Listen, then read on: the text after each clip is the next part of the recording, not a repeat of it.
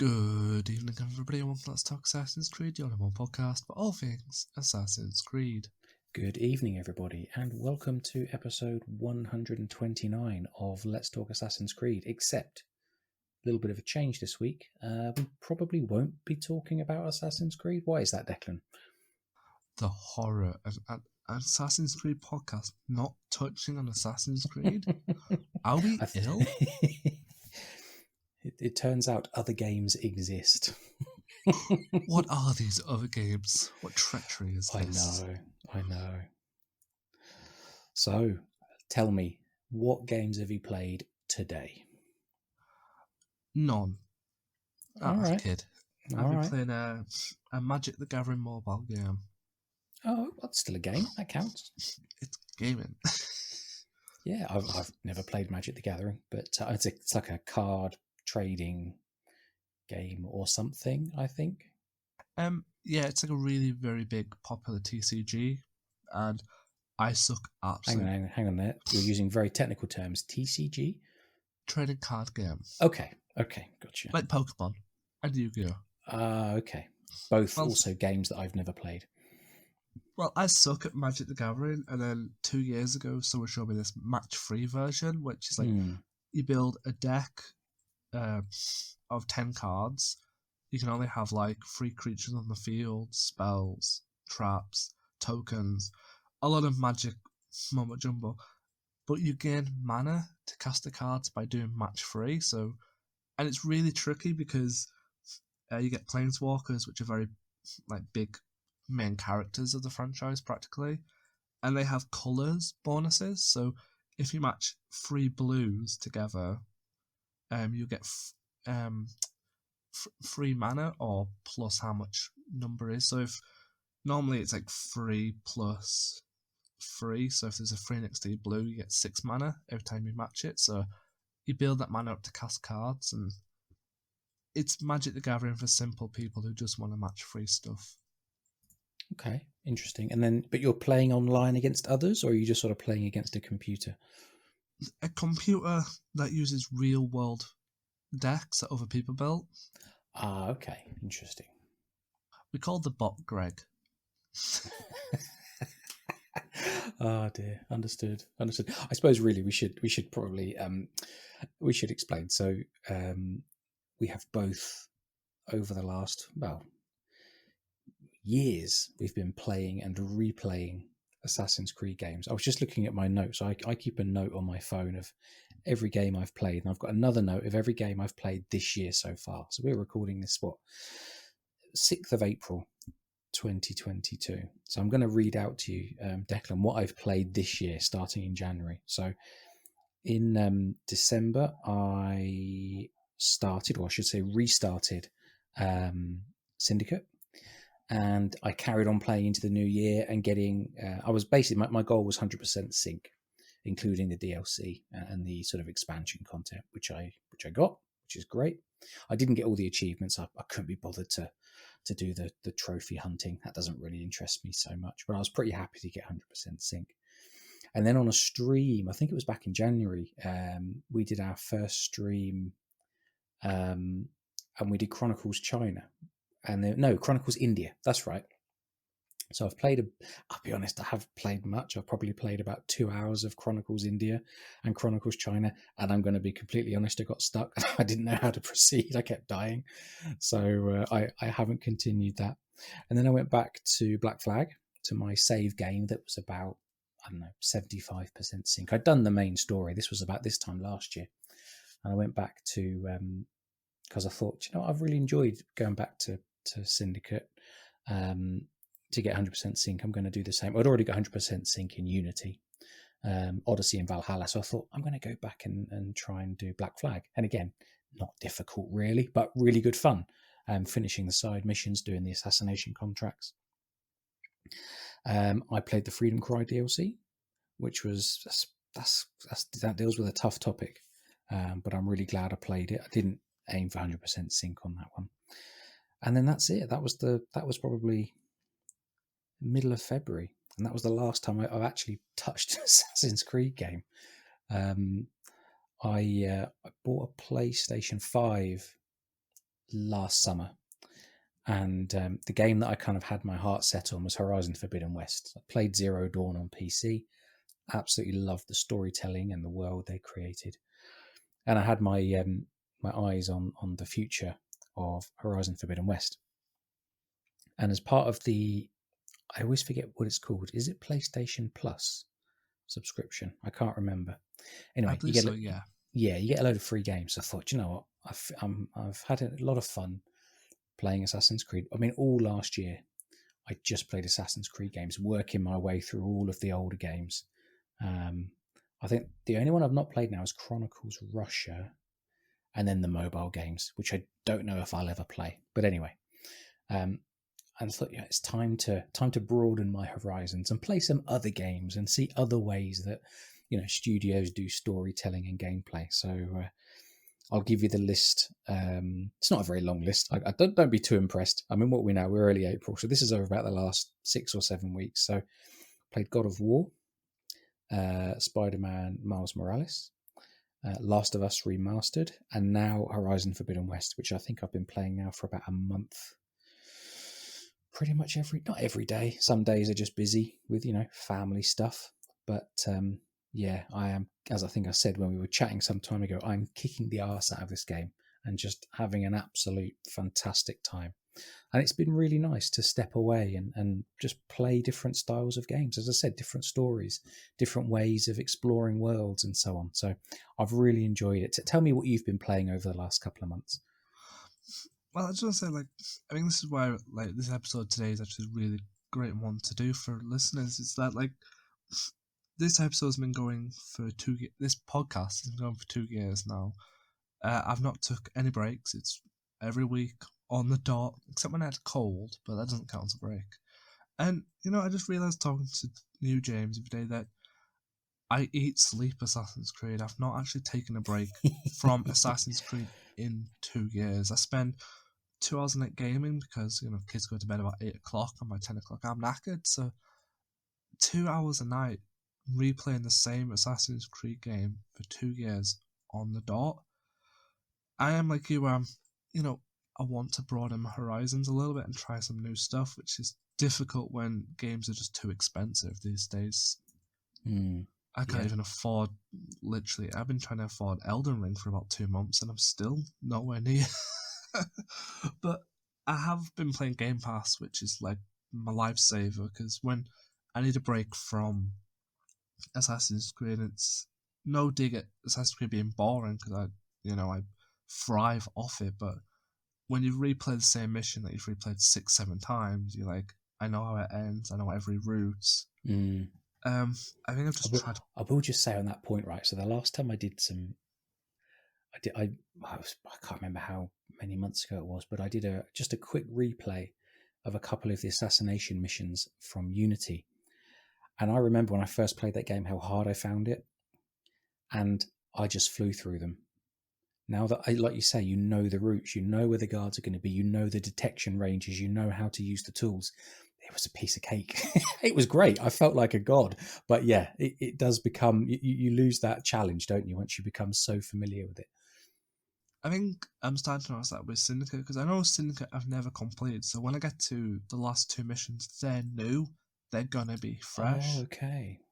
But where I am now, I think the first mission with Evie, where you've got to get to the underground section to assassinate the scientist, and it's like, optional objective, destroy 5 hanging objects, so kill 5 guards with fallen objects. Oh yeah, that's like that's the second mission of the game, isn't it? Yeah, and when I first played that, I have replayed it 6 times because I could never get 5. But now on my first playthrough, it took a 4-hour mission when I first played it, 5 minutes. I just literally, I know the time. So it's just, I think I've been trying to play Stardew Valley, which 6keys recommended, which is like the most chillest farm game ever. But then people will say, well, hang on a minute, Declan, you're listening to death metal while playing a chill farming game, because that's how I chill, as you're raking the ground, chopping the trees, and you've got someone screaming in your ear about Stephen King's Pet Sematary or another horror movie that you didn't watch, but you love someone singing about it. I love this mix. So you're playing Stardew Valley, which I never played, but you've got death metal playing. Interesting. Well, like, I'm gonna like go on a tangent here. Is everybody for years has always assumed the big stereotype that death metal, heavy metal, proper screamo music is bad. You know, it makes people angry, it makes people violent.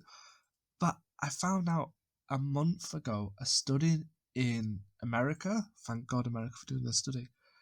Out of 196 participants, I think it said, I could be wrong, they proved that death metal and screaming calms certain people down because if they're having a rough day, they can associate their anger with the vocals.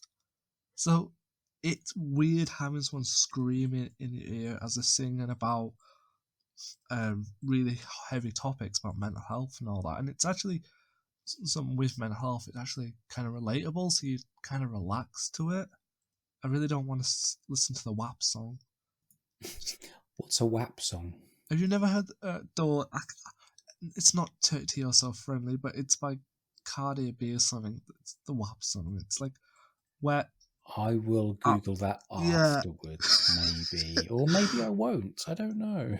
Don't. Anyway. It's like I can't get comfortable listening to like One Direction, Justin Bieber, or like pop people, but I get comfortable with like proper screamo and a bit of Nickelback, which isn't heavy metal, but it's nice smooth rock. Yeah, I'm strange. No, not at all. I mean, you put on the music you like. Absolutely. People there be like, I'm playing violins while listening to Stardew Valley. Declan, I want someone roaring in my ear like they're about to summon hell itself. So tell me, is Stardew Valley just an open-ended game then? Or does it have a story and an end? I'm guessing it's kind of open-ended. There is a story there, but it's hidden. It's like, I think it is open-ended because I think you can go for ages, but there is a story weaving into the NPCs you visit, treasures you find, just exploring. So it's like a story that is more connected to the world than an actual quest. Does that make sense? It does. It does, yeah. But you're enjoying it. Yes. And the other thing I'm really good about is there's no Dark Souls games on Game Pass. I tried to play that Mortal Shell, which is like a Dark Souls clone. Yes, I saw a picture that you sent of that. You were sort of fighting this massive toad, it looked like. Yeah, the toad was evil. And you know what? I just rage quit the game. So, Elden Ring, right? Everyone is talking about Elden Ring. My Twitter timeline is either Elden Ring or virtual photography from Horizon. I've watched some YouTube footage of Elden Ring, like Leo K's done some sort of guides and so on. I will never play Elden Ring. Can I tell you why? Yeah. Because the people you fight, they creep me out. That's a credit, by the way, to the art departments and the designers who created all these different enemies. They are so unsettling. It kind of terrifies me. I will never play Elden Ring, and I'm fine with that. To be honest, but you would like to. You're looking forward to it one day, to getting a hold of it. To be honest, I am literally on the verge of Googling black market people to sell my kidney just so I can play it, because please don't do that. When my timeline's full of it, and it just got me this whole craving of fear of missing out. FOMO, yeah, the strongest drug. Yeah, it's driving me nuts because I really want to play the Hogwarts Legacy game for personal reasons. And when is that released? That's releasing this year. Okay, so I guess for the holiday season in November or something like that. So I get about £4 a month to save games, because you know how expensive bills are. So £4 a month to save up for Hogwarts Legacy at £60 and Elden Ring at £60. Yes, understood. I'm on a wall. I can't sell my kidney. But see, that's the thing with games like Elden Ring and Dark Souls. The enemy types are freaky as hell. But maybe it's me, but you remember the boss battles in Valhalla? Yes. You know I have to get to a certain power level. They're just easy to beat. Yes. Or you can just mash abilities. Well, when you play Elden Ring or Dark Souls, usually Magic's a bit different because Magic is very strong in games. But if you die to a boss 5 times and then you finally beat it, there's that euphoria sense that you beat it, not the game. Like in Valhalla, when you beat a boss because you've used the abilities, you've used the weapons, and you've used different ruins to build up your stats. And you do all that with Dark Souls. Obviously, you build your stats up for effects and all that. But if that boss is like hitting you for like 1,000 damage, so 2 shots and you're dead, but you know its attack pattern, you know where it's going to hit, you know how hard it's going to hit, you know when to parry, when to block. That's you as a player, not the computer. So it's kind of like makes boss battles more euphoric to win because you know you've done it, not the computer's abilities. So the whole game is kind of the melee combat or the character build stuff. What you're saying is it's there, but it's kind of it's weighted, or it's, I don't know what the right word is. It's tuned to make it feel much more personal, rather than, as you said, I've just built up my palette so much that I can one shot the bag I like. I mean, in Horizon right now, I'm about halfway through the main story. I am exploring everywhere and doing every side content because it's amazing. I've reached max level already. And I'm about halfway through the main story. I am ridiculously overpowered in some ways, although there are complexities to the combat that mean that you're still never. So you can one shot the machines, but not reliably.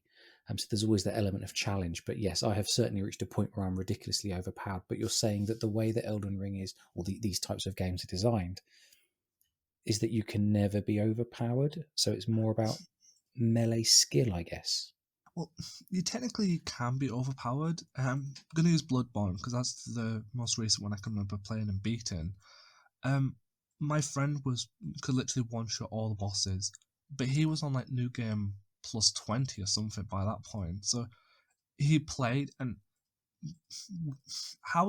when you play a game and you get XP, it levels your character up and you're done. The way these games work is you get currency called souls, and in Elden Ring it's ruins. Mm. And when you die, you lose them. So when you don't level up by getting experience points, you level up by killing enemies, getting the souls, going back to a bonfire, which is a resting point, and dumping these souls into like health, stamina, strength, dexterity, RPG skills, so you can make. But there's like a knock-on effect, so some weapons need like 10 strength, and if you've just put everything in health, you may be able to withstand so much power from bosses, but you're never going to be able to hold weapons or do so much damage because you've not put any points into strength. So it's very build heavy, but there's that risk reward of if you die, you lose all your souls, so you've got to go back and collect them, and if you don't collect them, they're gone for good. But by that sense, you know that once you're leveled up and you've got stronger and you've done it, you earned that level. You didn't just farm an area, and you can farm, but you didn't just farm an area where an automatic XP bar goes up, zoom, zoom, yes, zoom. Understood. You farm an area, and I did this as a lot in Dark Souls too. I farmed an area, and I'm running back like 10k souls, and I forgot that because enemies respawn every time you go to the checkpoint. So I forgot a certain enemy point, and as I walked past, I got jumped by 2 enemies and died, losing 10k. And people say that's unfair, that's gaming unfair. Yes, there should be difficulty sliders. I'm not going to disagree, every game should have them. But in my opinion, that was my own fault. I should have remembered there were enemies there because I've been in that area lots of times. I've seen this debate a lot about the difficulty of these games, and people saying they should have difficulty, and others saying nope. And I'll be honest, I'm on. I've never played any of these games, so maybe I shouldn't comment, but I'm going to comment anyway. I don't see why these games need a difficulty rating or a difficulty adjustment. If they're hard, they're hard. You know what you're getting into, and it's on you to master the game systems like it is with any game. I think from someone who's played them, and I'm on the side of difficulty sliders should be added, because the problem with the game is the story isn't spoon-fed to you. you have to go out in the world and you have to go find the story. And people have been unpicking Dark Souls for years, from like doing NPC charts, finding items, item descriptions. And that's what makes the world so vibrant, so fun to explore. It's why I want to play Elden Ring, because it's all there. And with a difficulty slider, even if the bosses are challenging, even if some of the enemies are challenging, it gives players more opportunity to go and explore the lore of the world and the story, if that makes sense. So what you're saying is that the way the game is structured actually makes it harder to understand the story, or to find the story. Yeah, I think on Bloodborne, my friend told me this because I didn't realise. You could go to a boss called Father Gascoigne, and there's a really difficult boss. But if you go to like a specific window, talk to an NPC, you can get a bell. No, not a bell, it's a music box that stuns him, which means you can do damage. But to get to that window, you have to go through a crap ton of enemies. And it was kind of frustrating that I died 50 times getting to the boss. And imagine if you had a difficulty slider and it was a bit easy to get through the area. You're doing that side quest to get that box to help you on the boss. It's a little bit of a help, if that makes sense. What do you think? I want to ask a related question. What is the hardest video game you've played? Bloodborne. Bloodborne. Okay. I was stuck on a boss called Mikulash for 5 days straight. Oof. I loved it. I loved figuring out his attack patterns, and when I beat him after 5 days, I literally said "F you" to the screen. it was, my heart was racing. I thought I was going to have a panic attack and an asthma attack at once. But knowing that I spent 5 days, I found his pattern, I found his route, I found his weakness, I kicked his ass myself, was so joyous. Plus, the other hard boss in the game, I got so annoyed that I had to call my friend in to come beat him up. And my brilliant. my friend's like new game, like 20 or something, so he just walked in, smacked the boss once, the boss instantly died. I was like, yeah, that's how you play it. Get your friends to steamroll. Did you finish? You said it was Bloodborne, right? Yeah, I finished. Did you finish it? Yeah. Nice. I even got one of the hidden endings, which I thought was the right ending, but turns out it's just one of many hidden endings, and it was the most difficult ending to actually get. And I could use this description to get your opinion on difficulty sliders, actually. So, to get one of the endings, you have to hunt down an item called an umbilical cord, and they're scattered through NPCs and certain back alleys. And bear in mind, these back alleys are crawling with ridiculously overpowered werewolves that literally made me hate werewolves for 20 minutes. But once you consume all three, you get a really cool ending that makes your jaw drop. So if it was easier to get to them to get that hidden ending, wouldn't that be a bit fairer for players? But if it was easier, would you have the same sense of accomplishment? Depends on the boss. I swear to God, if I could put a Mikulash boss on easy mode and defeat him in 2 days and not 5, I wouldn't care. I kicked his ass. Just don't give me a 5-day boss again. But now I want to play Elden Ring. It's such a difficult one, isn't it? I don't know what there are. I mean, the good news is there are hundreds, thousands of video games out there, and pick one that suits you. And I guess, do you think anyone buys a Souls game or a Soulsborne game not knowing what they're getting into? And then they start it and they're like, oh my God, what have I done? Or do you think people know what they're buying when they choose one of these games? I really think it's a mixture of both. I really honestly know from my own experience that it's a mixture of you know what you're getting into, and a mixture of your friend's an absolute twat. My friend said to me, and I am quoting this, Declan, you know you play Assassin's Creed a lot. Yes. You like RPGs. Yes, but Assassin's Creed's not full RPG, people. I know that, but hang on here. Would you like to play a game called Dark Souls? It's like Assassin's Creed with movements and exploration, and you can find hidden lore like Assassin's Creed does. Do you want to play it? Yeah, I'll play Dark Souls. No, mate. This is nothing like Assassin's Creed. This is far from it. I've just fallen off a cliff and died for the 100th time. Assassin's Creed, I jump off a roof in my own mistake. But no.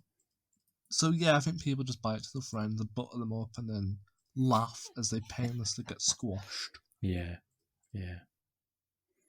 I can tell you, I've never played any of them. And I don't think I will, because it doesn't sound like fun to me. It's fun for people who like to be abused. Well, and that's it. I'm not judging anyone, just to be clear. Oh. But no, I'm very clear. I play for the story. If there's an easy mode, I will choose it. To be honest, you know, it's Which one is thing easy. that with Horizon Zero Dawn, if you want the platinum trophy, or I mean, I played through Steam on PC, so there's no platinum trophy, but there are Steam achievements, and of course you can collect them all. There is an achievement for doing a New Game Plus on any difficulty, fine. And then there is an achievement for doing New Game Plus on ultra hard difficulty. And that just doesn't appeal to me, if I'm honest. So I don't think I would ever platinum Horizon Zero Dawn. I think there's two reasons. There's so many other games to play, and I don't have that much time. I can probably play an hour a day and maybe 2 at the weekend. And I just, I need to get on. Like, you spent a week on that one boss and you beat it, and the sense of satisfaction must have been fantastic. And I respect that. But I just think for me, nah, I don't have the time. I'm not a rage quitter. I will just say that I'm not someone that gets sort of, maybe I would be a rage quitter if I played a game like that. But, generally I'm pretty calm, and if I fail a mission or whatever, I will look at it logically and say, all right, let's try again. What did I miss? What clues did the game give me that I didn't see? But I think a week for a single boss is impressive. To be honest, this is where things are weird, because I'm like you, identically. I don't play any game on any other difficulty than easy. Like, I'm Okay. there for the story. I hate hard mode in games because from what I've played of games that are not designed to be hard, they just go ridiculously stupid. Enemies get more HP, more damage.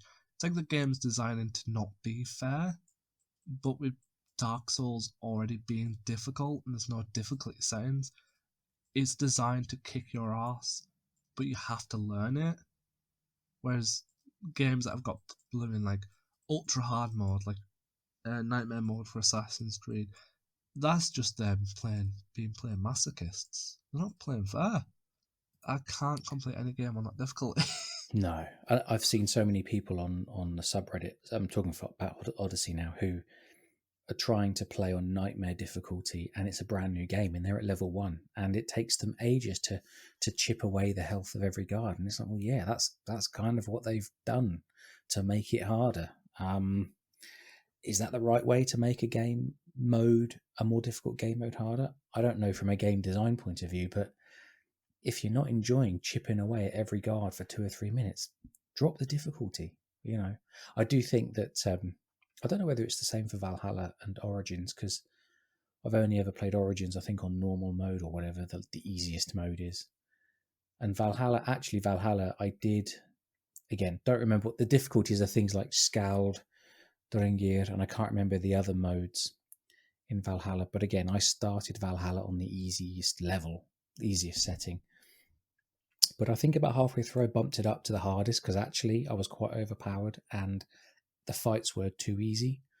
And I think because of the power of the dual spear build, of course, I think even on the hardest difficulty, it still wasn't that difficult to sort of just slice through the bad guys. But anyway, I feel like, particularly for Odyssey, I don't know about the other two, I definitely feel like Nightmare mode was designed for New Game Plus.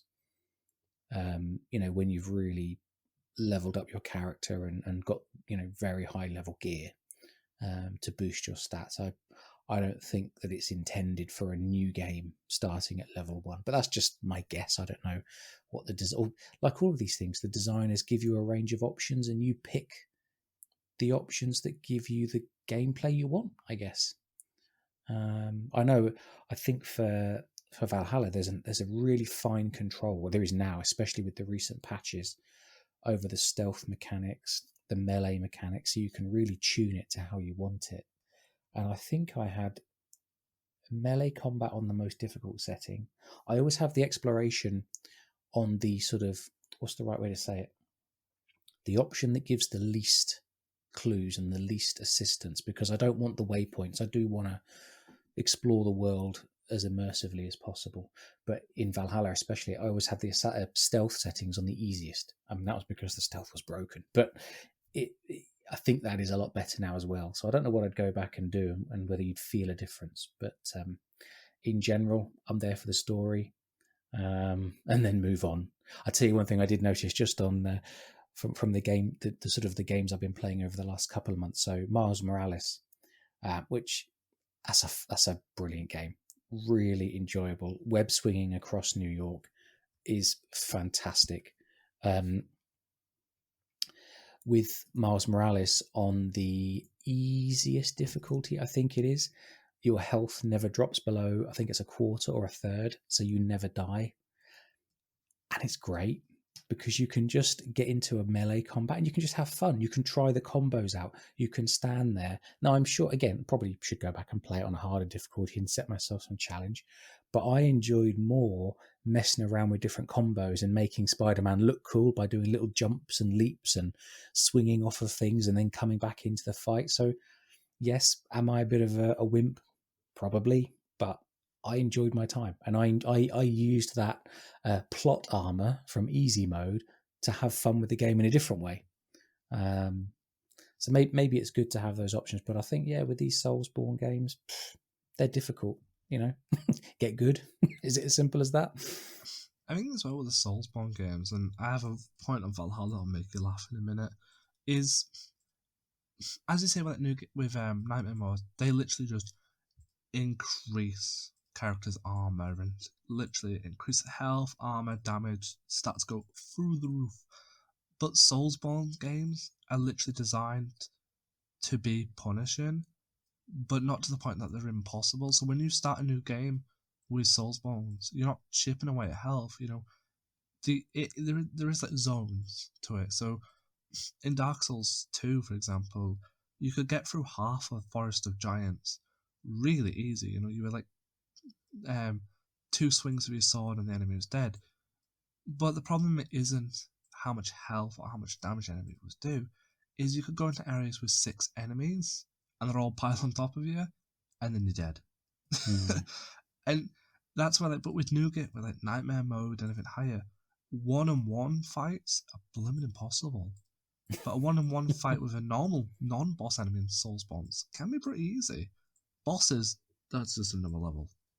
But I don't know. I just feel. Have you got? Is it on your Xbox? You've got Bloodborne, or was that on your PlayStation?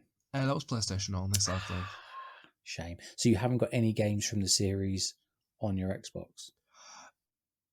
No, sadly, because I was thinking one day I want you to. We'll have to. I'm sure there's an app for it, or there's a setting for it on the Xbox. But I would love to see you stream it, and then just so I could watch. I would watch you play. That'd be fun. I would love to stream a Soulsborne game, but the issue with the Soulsborne games, and I think From Software, the company, is doing this on purpose, and nobody can tell me otherwise, but they barely ever go on sale. Like, right now, Sekiro, which is also a part of the Soulsborne series, but it's a different game, that's been out since 2019, and it's still at full price of $59.99. And that's been out since 2019, and so why would I pay $59.99 for Sekiro when I could get Elden Ring brand new for the same price? Dark Souls 3. Fair point. Standard edition for Dark Souls 3, which has also been out for quite a while, unless it's deluxe edition, that's fine. But even then, that's it's been out since 2016. And Dark Souls 3 is still sitting at £49.99. brand new, and that's since 2016. It's Mm, like they never want to reduce the prices. They just sit that high. So it's like, I'm never going to afford them. Like, not be rude. And to be honest, I wouldn't want to when, for that price, I could just buy Elden Ring. Like, absolutely. Elden Ring's Absolutely. $49.99, so same price as Dark Souls 3, and that's more new. I'd rather play that. Of course. Of course. But if I do get Elden Ring, I am definitely streaming it. There is a stream option. Oh, I'd And love to watch that. I would Yeah. create a I'd be Twitch account. terrified, but I'd love to watch it. I would literally create a separate Twitch account just for random days and just call it Noob Plays Elden Ring. And that's just it. Noob Plays Elden. Brilliant. But I didn't want to make a point in Valhalla that might make you chuckle. So I've been part of the people since day one who's completely complained about stealth being broken. But it turns out I actually had no right to complain. When I was tinkering with the settings, I set combat to easy, which makes sense. Yeah. But day one, I set stealth to master assassin, which is the highest difficulty. So I had no right to say that I was getting detected really easily when I was already playing on the hardest setting for stealth, where you do get detected a lot easier than easy mode. So, yeah. We've spoken about this a few times. I do know there are people who say that stealth in Valhalla has worked for them reliably, predictably from day one. And these people are very lucky because I started Valhalla with the intention of being stealthy, stealthing as much as I could, using the tools, using the environment. And I very quickly gave up because I was getting insta-detected all the time.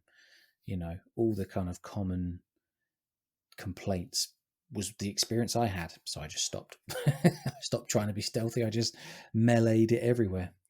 I think But that's. do you think that your stealth experience was harder because of the difficulty, or do you think you were seeing the same bugs as most players were seeing? I don't think I have a fair right to make that decision because of playing on the hardest difficulty. The detection window is a lot shorter than easy mode. So I'm naturally designed to get detected a lot easier than most people because it's harder, so it's making you work more. The only bug I did report is the one they eventually fixed, where if a chicken spotted you, then all the other guards knew where you were. I Do hated you know, that. I've read about that one. Now, I don't know if I ever experienced that. I don't remember. It's been a long time, but that is just hilarious. To be honest, I noticed it once because I was in a camp, stealth my way through, and I was doing perfect. Then I got attacked by a rooster, and this archer suddenly started shooting arrows at me, and I looked around because I could hear like a tink, tink, tink, tink sound effect. So I started stealthing on the bush. The archer was trying to shoot through a blooming tower. But as soon as I killed the rooster and I walked away, the guard forgot about me. I was like, what the hell? How the heck? Were you in cahoots with the rooster? So, I don't think I have a right to say that experience the Okay, same so can I just bugs. make just a thought right on the rooster thing? I could see a use where, let's say, you are trying to stealth a location, and in that location are farm animals. And I think it might be interesting if there was a mechanic whereby if you disturb the animals, they make noise, they wake up the guards. But it needs to be visually obvious on the screen that you're about to, there still needs to be like a meter that fills up to give you a chance to correct your own mistakes or take a different approach. So I think it could be fun to have animals kind of getting involved, but not like what you've described where the chicken saw you, you had no chance to react, and then you were being attacked. That's just, that's crazy. Do you know that I like that? Like walk past a chicken and it starts clucking, so the nearest guard turns around as if it's like a whistle. So it's like. Actually, they have that in Chronicles China, don't they? There is, and in Chronicles India. In India, I think it's the parrots. What is it in? Or maybe they only have it in Chronicles India. But one of the two, or both of them, they have that kind of bird detection or bird warning mechanic. So maybe that's where I'm thinking of it when I was describing it a moment ago. But that would annoy me because I'm literally the most klutz stealth ever. But it'll give me an excuse to shoot a chicken. Why are all the farm animals dead? Well, they were going to give my position away. So no witnesses. Yeah, absolutely. There's no one around if you kill everyone, right? No witnesses. What's the quote? I forget the quote. Something like that. But I think that's where also my stealth was perfect for me, because I have an obsession with bows and arrows in stealth games. It's like my bread and butter. Connor was literally perfect for it. Yeah. I figured out from day one, it was so easy to hide between stealth shot enemies with headshots. And then when guards like, oh no, there's a dead person, air assassinate. Headshot, air assassinate, headshot. It was most like stealth was piss easy on that score. Just shoot them all. Bows and arrows, that's the way forward. Well, I mean, I think that's what I enjoy a lot about Horizon. It's a very ranged combat heavy game.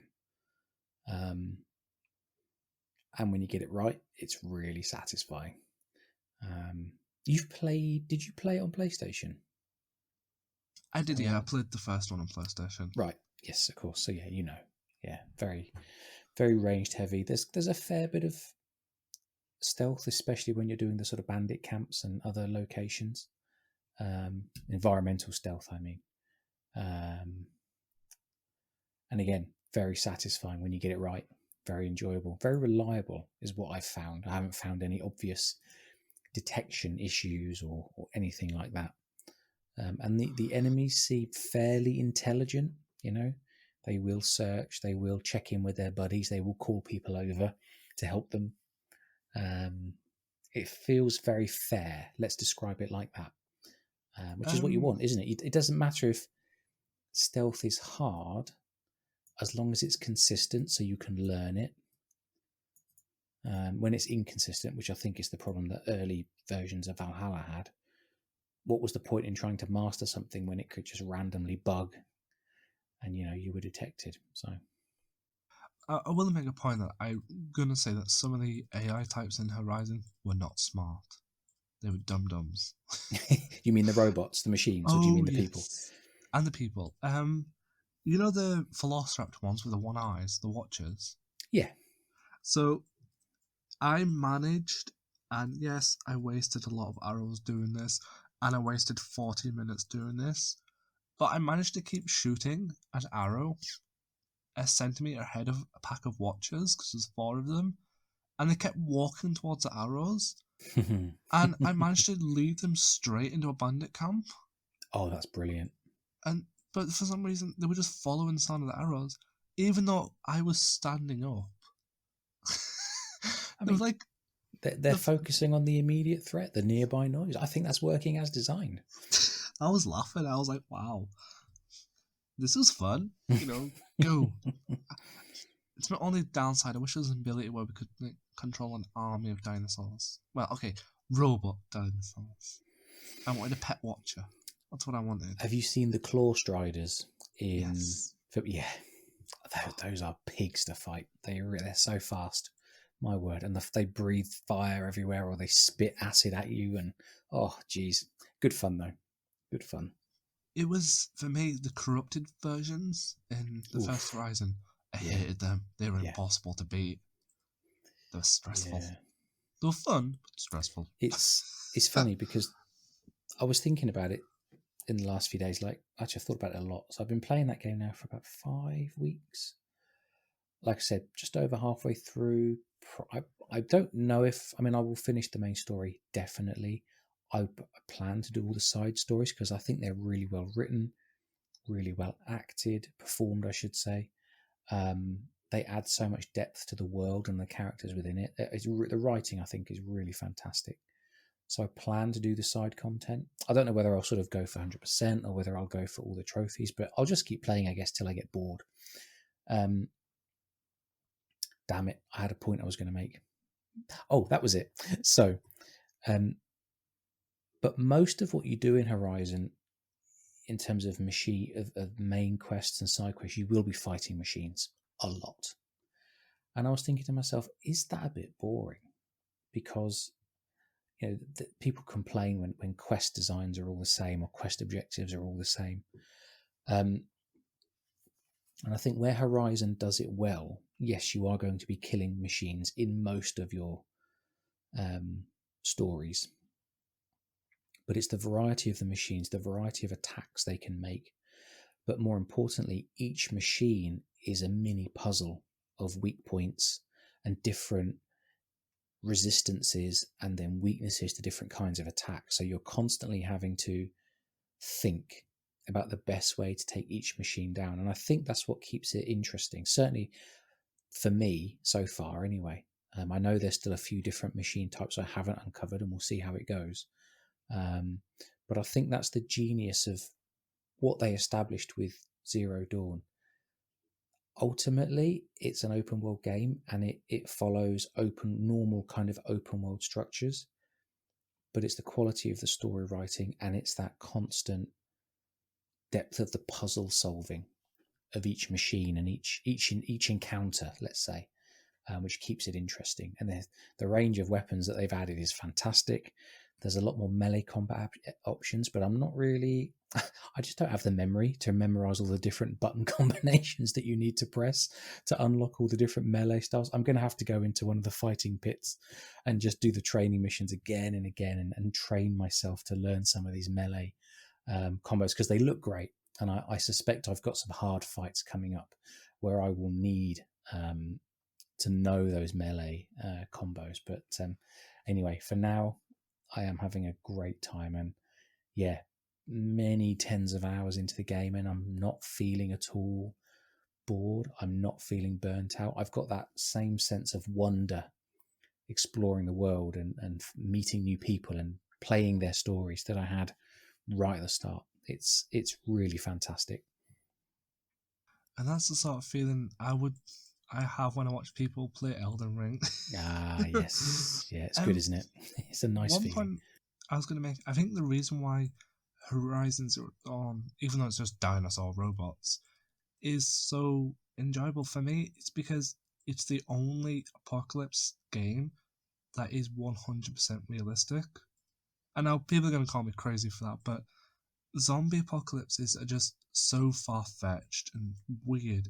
It You get that sense of, all right, it's a fantasy, but modern life, we live off machines. We've got machines for everything. We've got Alexa, whatever the heck that thing is. We've got Yeah. So, what is the real stretch of machines evolving into animals? There's none. That I There's could see none. that. No, you're absolutely right. And it's so it's so the backstory and the explanation of how we've got to the point we've got to is so thorough. It's totally believable. There are no gaps in the lore, should we put it like that.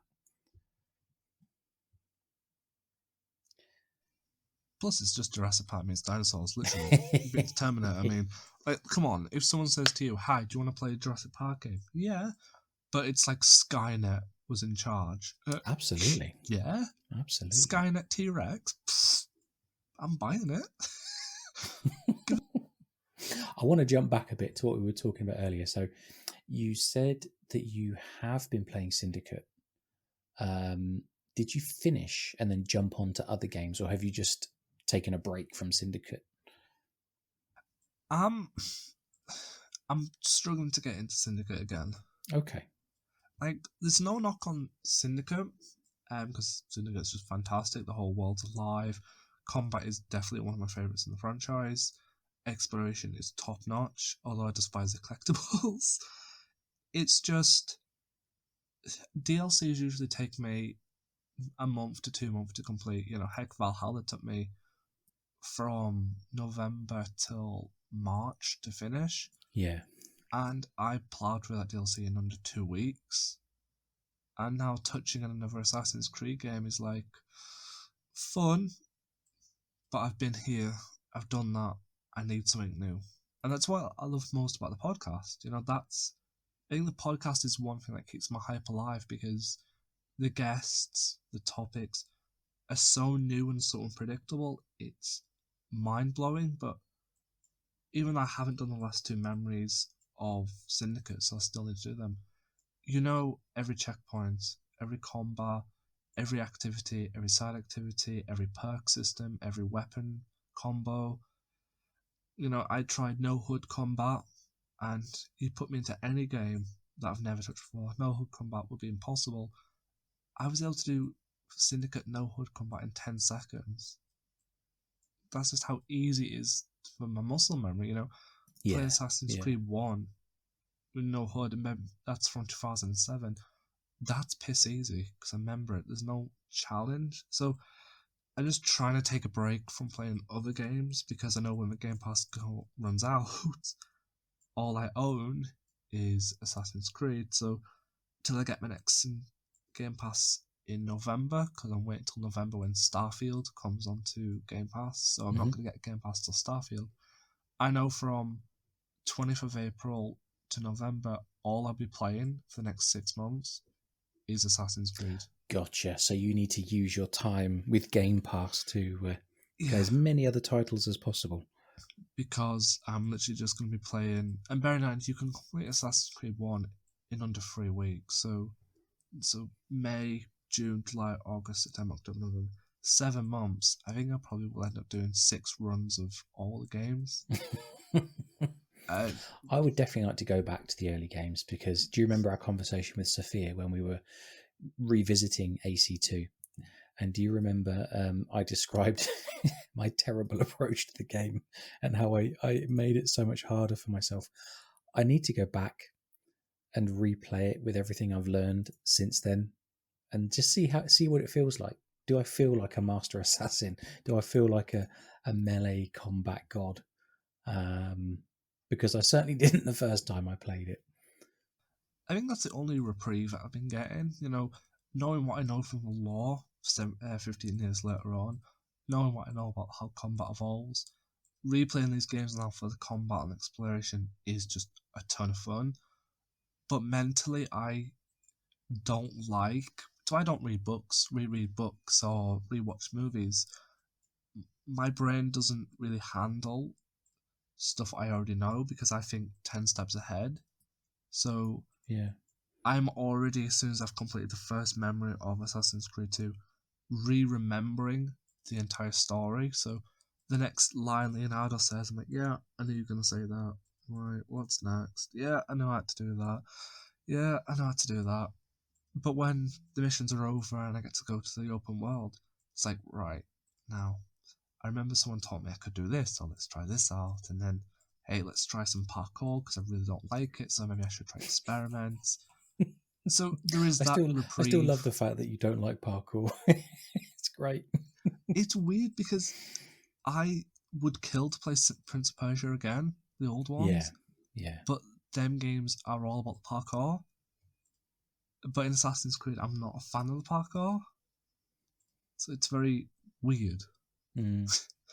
But yeah, so replaying the older games is great for the combat and the parkour, but it's just not great to replay the story that you already know 100 times. Yeah, I get that. So right now you are playing Stardew Valley. Yeah. Anything else? I'm waiting till the 12th of April to play Life is Strange True Colors. Okay. And then that'll probably be the last game I play on Game Pass till it runs out. Mm-hmm. And then it'll be back to Assassin's Creed. Understood. Give me the pitch of Life is Strange then. I don't know much about True Colors. From what I know is the main character, Alex Chen, has a curse. She has a psychic power of empathy, so she can absorb strong emotions of others. And when her brother dies in an accident, she must embrace her power to find the truth. But they're really deep, heavy, story-based games. And if you want to pitch, I can tell you about the first one I played. Go for it. I know. I'm just looking at the Wikipedia article for Life is Strange True Colors. the cover art, I recognise that character. I probably have seen people sharing pictures of it and so on. But yeah, tell me more. I know nothing about the game. Well, the first Life is Strange hits you like a ton of bricks in the emotions. Okay. Oh my god. So it's basically just a Telltale game. Story Telltale based. game. Yeah, like, have you played those story based games? Okay. So there's no like open world combat or anything. It's basically a novel that you're playing, and you do choices, and each choice makes a decision. And in the first game, there's really some choices are really small. Like slight spoiler for people who haven't played it. There's like a conversation dialogue you can do with a couple of characters, and there's a really emotional scene where some girl wants to like throw herself off a roof, and this is a very heavy topic to discuss. And if you don't like look through the different conversations, and you don't look through just exploring a little bit, because they're very linear games, you can do some exploring.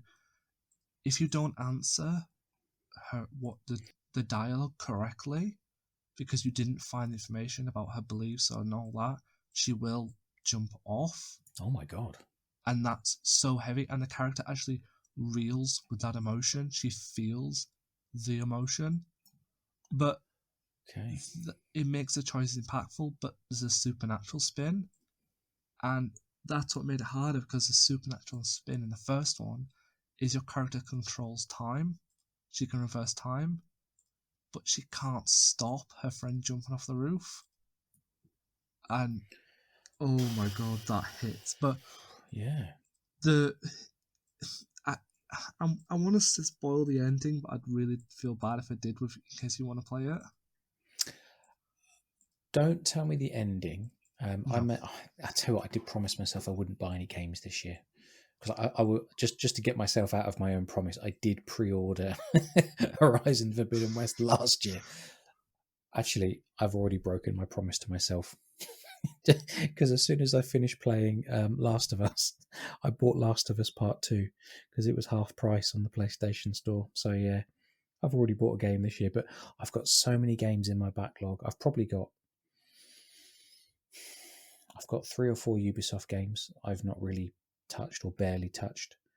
I've probably got half a dozen games in my Steam library. I mean, they're not all massive games, not talking sort of, huge open world AAA 200-hour games, but all kinds of stuff. And I promised myself that this year was going to be playing a wider variety of games from different studios, different styles, but just trying to play my backlog and not buying any more. So don't tell me the ending. Maybe we'll come back to it in the future. Maybe I'll look it out, and if it's a relatively short game, and maybe if it's quite cheap, I might just play it. Why not? It is quite short, and I to be honest, I have glossed over a lot of important details, so not to spoil it. But it's one of those. It's a very short game, but it's in 3 parts, and yeah, very relatively cheap. But the story is so emotional. Like, I completed it, and I was like, I need a cup of tea and I lie down, because I'm not okay. Like, it's the first game that made me just stop and go, I don't like life. Wow, that's That powerful game was stuff, mate. evil.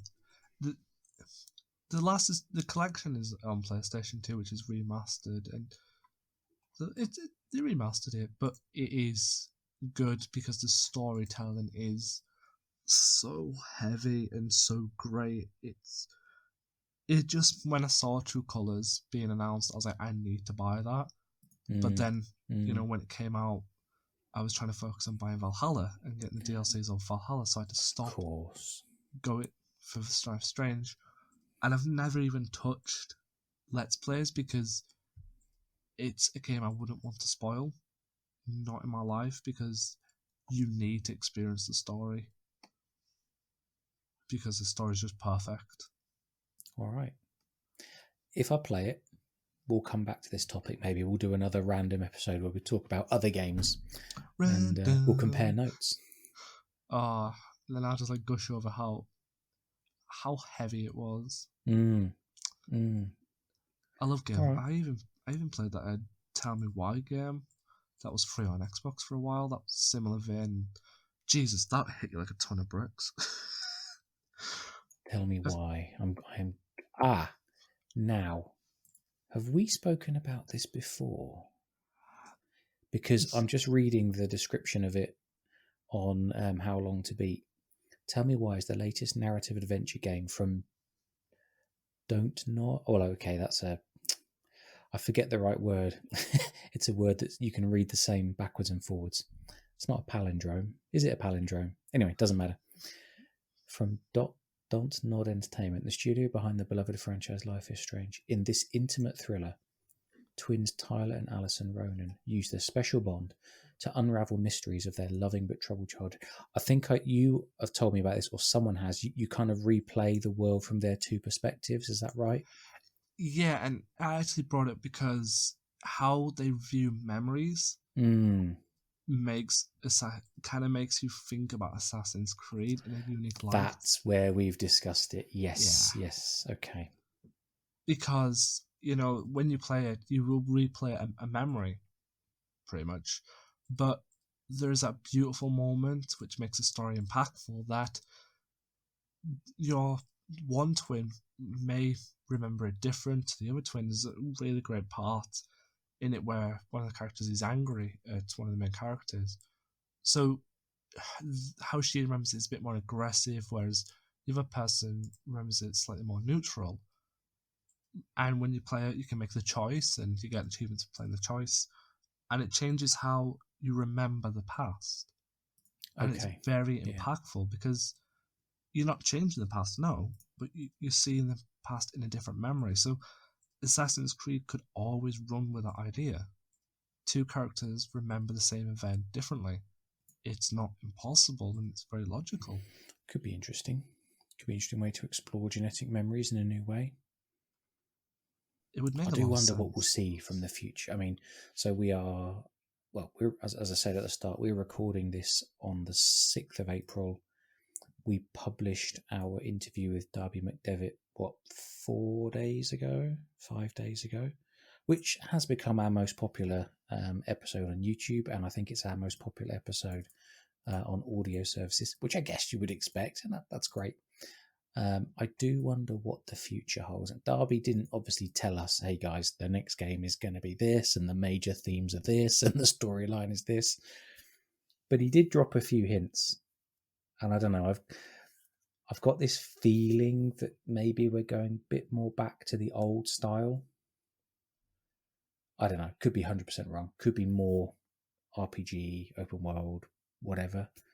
But I don't know. I just got a little feeling from our conversation, which people can listen to, that maybe we're going back to the old way, or maybe we're like I said, maybe we're gonna put genetic memory at the center of the games again and explore genetic memory in new ways.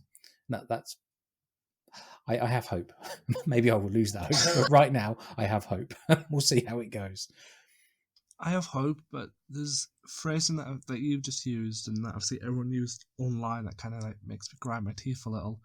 People talk about that they don't want the next game to be open world or RPG, but technically everything RPG in Origins, Odyssey, and Valhalla has already been done before them games. So it kind of gets me thinking that when people are like, oh, the game has to be like the old games with no RPG mechanics, no open world. Technically, everything Origins, Odyssey, and Valhalla did isn't new. It's just old stuff expanded. So if the next game does go back, the only thing they're going to take away is open world, and that's it. They're not going to take RPG because there's no mechanic in these new games that hasn't been already explored. And I will happily sit down with anybody and point this out. You make a good point. I mean, the whole concept of doing stuff in the world earns you XP, which you then use to unlock abilities or skills or whatever.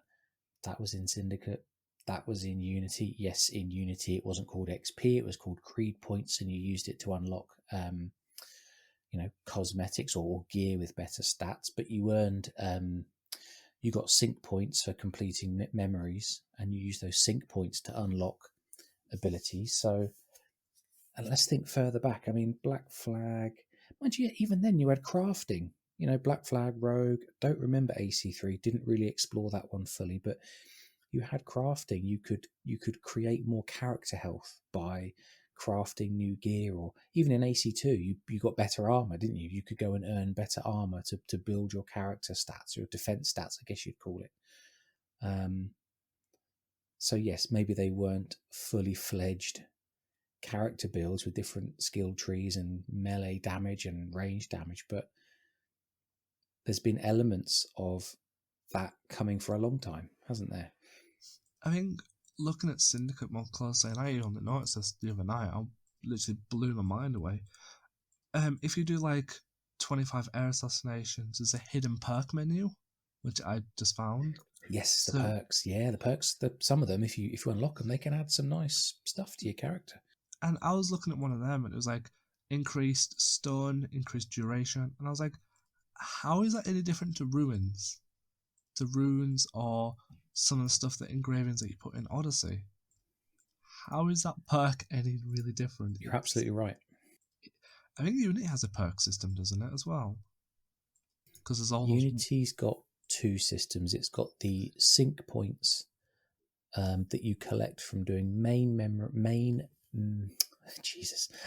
story memories, and then from doing co-op missions, and then you use those sync points to unlock skills like double assassination, like enhanced phantom blade, like assassin cash, and all the other ones, disguise skill.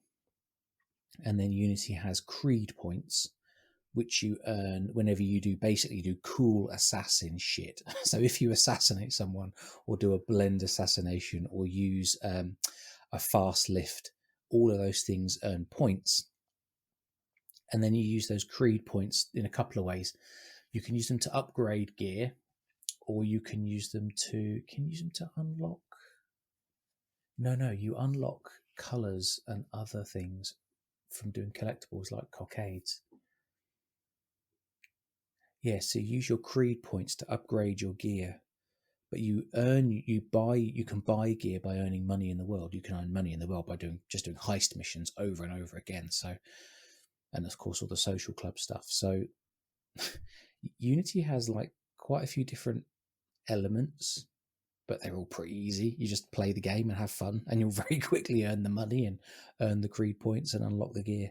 There's a lot of collectibles. There are a lot of cockades and chests. Syndicate, for me, definitely passed the line of an acceptable amount of collectibles, especially with the chests. That was just mad. I know, I agree with that. And I've got a little thought exercise for you then, something I've All right. been doing. So think about Unity, because I know how much you've played Unity.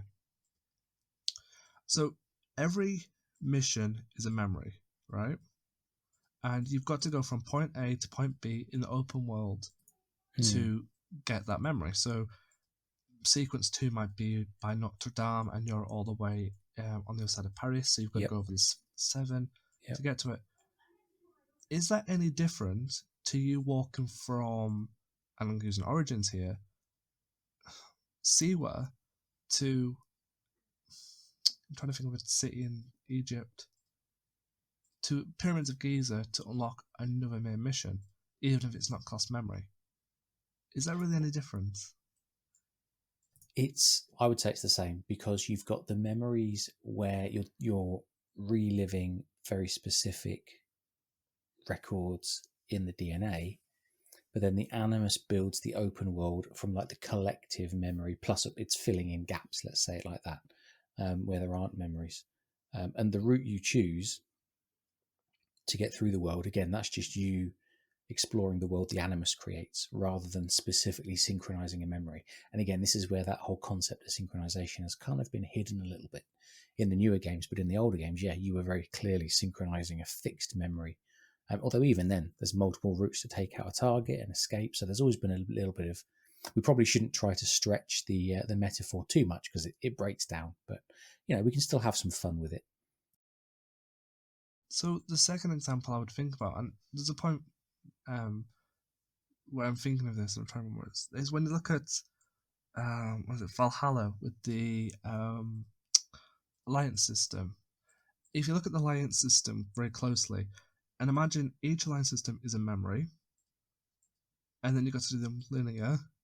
And imagine now if Valhalla didn't have an open world, it was just like Black Flag, where you couldn't get to part of England till you unlocked a memory. If you imagine Valhalla's world like that, is that really any different to any of the old Assassin's Creed games either? Bear in mind, this is just a visual exercise. I mean, I may be making a really stupid comment here, but when I played Black Flag, it didn't.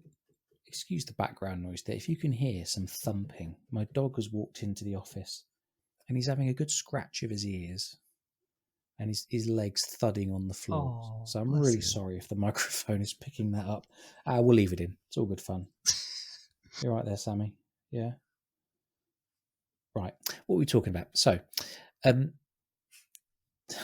me, the experience of Black Flag, I know it's structured very differently. It's still that sort of fixed genetic memory sequence, and there's side sequences and extra memories, but the experience to me felt a lot like Odyssey. Big open world, beautiful visuals, a lot of sailing. It gave me the same feeling.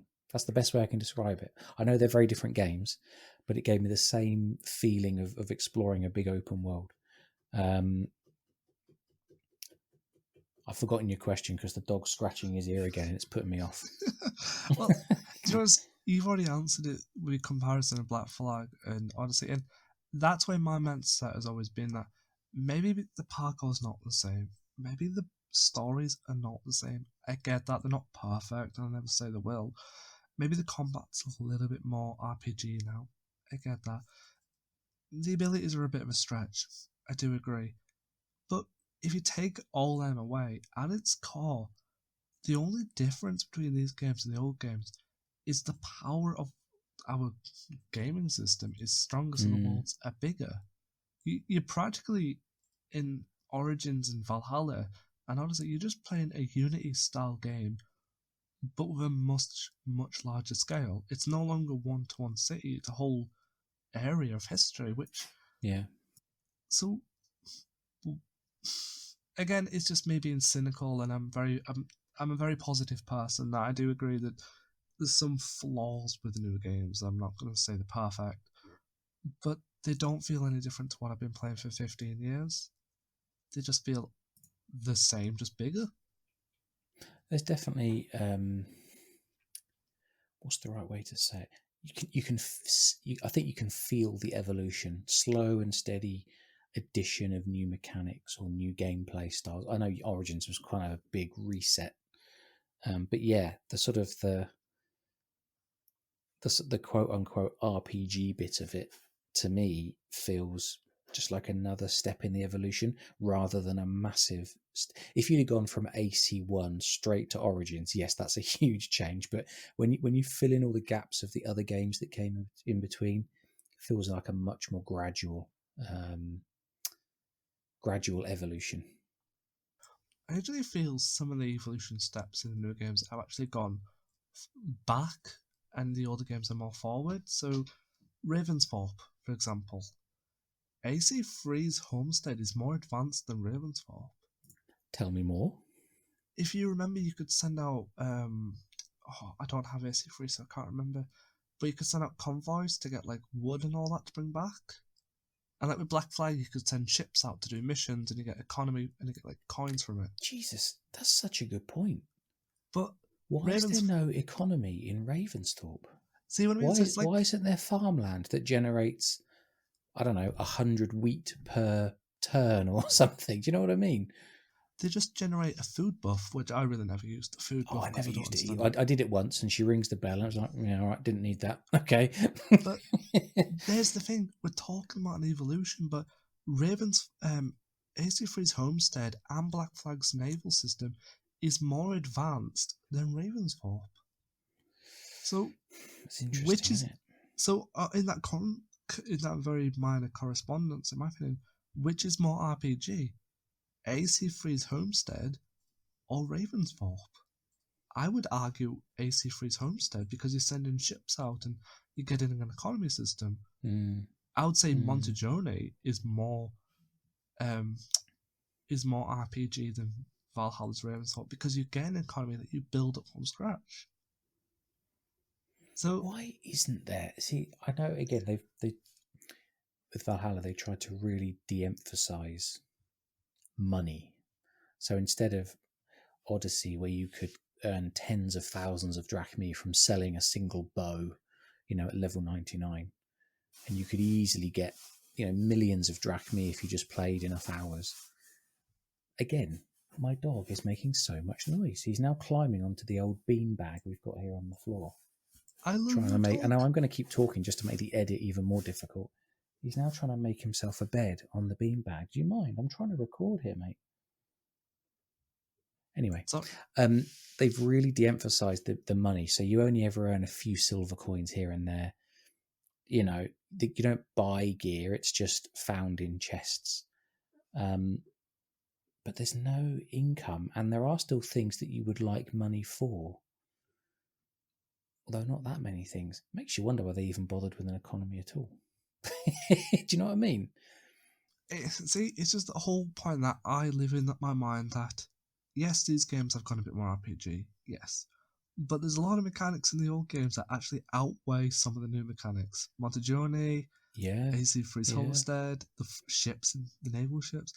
Even the Great I always pronounce the name wrong. Great Iguana? Or Great Iguana? Oh, Great Inagua. Inagua. The Great Inagua. Even Thank that's you, a better Wolfie, for teaching us how to say it. That's a better homestead than Ravensfall. And this is no knock on Ravensfall, because I love Ravensfall. I love the different buildings, but the food buff isn't very fun, in my opinion. I really don't enjoy the food buff at all. So, really, the series is always 2 steps forward, 1 step back. Like, it always has been and always will be 2 steps forward, 1 step back. It's how Assassin's Creed rolls. When something gets fixed, something gets broken. It's true. I mean, they got to try new things, haven't they? And sometimes an idea that's tried out maybe doesn't quite work, or there's a better way of doing it, and we've got to roll with it, haven't we? To be honest, out of all the games we've played, I've been playing 15 years, the amount of mechanics they've added in terms of, you couldn't expect them to keep all the mechanics in.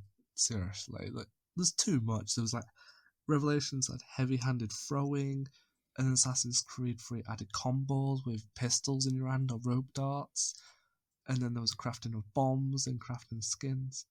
There was more fluff in the mechanics, and there was actually collectibles. And that's not a knock. I'm just kind of concerned how much mechanics this series has dumped on our doorstep.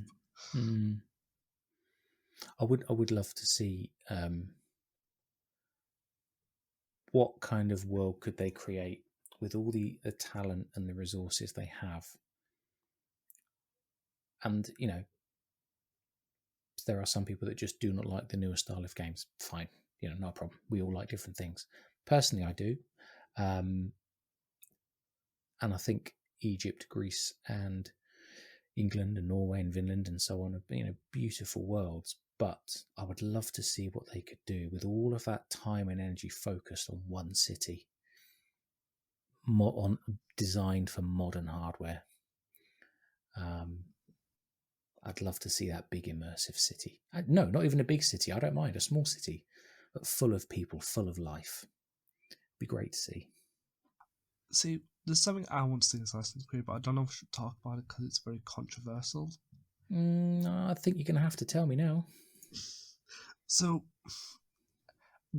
on the whole idea of live service and all that coming forward, I would actually like it, because we know of how Layla's Animus works now, and she's actually saved the franchise, in my opinion, of allowing us now to explore any genetic memories instead of your bloodline. I think that's just really good little lore leash. Oh, yeah. I would like it where we get a modern day cell of assassins. We create our own modern day protagonist, and there is, very linear AC3 missions added every so often via the live service platform. But it's Rebecca and Sean and William were hacking into the Animus with Bastium's help, and we are now getting very small, and like, imagine Heresy style, small, linear, one, there don't even have to be one cities, one town style maps, where it's one or two genetic memories, and you could go anywhere in the world. Imagine having your own assassin that you created from modern day, and hundreds of thousands of moments in history that are not just one moment captured in a game like Valhalla, but snippets of history. You dive into a snippet of history to play as an assassin through maximum 5 genetic memories in a world that's very linear, and each will have a new mechanic. One assassin was all about stealth, so you add crafting in there for different items. One assassin was known for his brute strength, so you ditch the crafting, you ditch the stealth, and you go for full melee. One was known for his parkour, so you do a system more designed to agility and speed. It kind of makes the game fluid, a bit more alive, in my opinion. I would love to see something like that. I think that'd be really interesting. A series of shorter stories that you could play and hopefully replay. That's definitely what we miss, is the ability to replay memories. But yeah, if there was a series of short stories that you could replay that had that that depth where you could approach each target in many different ways, I'd be up for that. Definitely.